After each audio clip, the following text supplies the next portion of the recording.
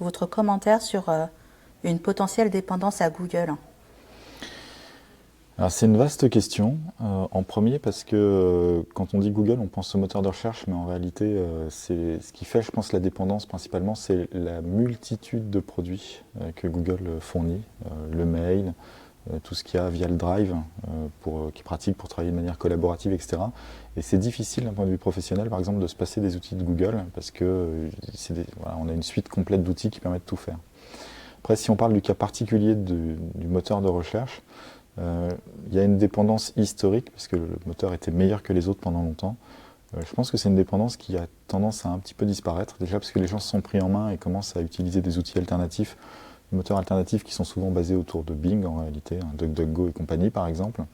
Et puis il y a des nouveaux usages qui émergent, en particulier chez les jeunes par exemple autour des réseaux sociaux comme TikTok. C'est toujours assez étonnant de voir que des jeunes qui ont 16, 17, 18 ans par exemple, ils utilisent assez peu Google tous les jours et la dépendance pour eux elle n'existe pas en fait.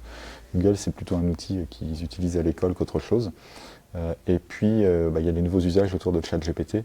Je pense que pour un public dont je fais partie par exemple, beaucoup de requêtes que je faisais sur Google ou qu'on faisait sur Google, maintenant on les fait dans le ChatGPT qui synthétise beaucoup mieux l'information.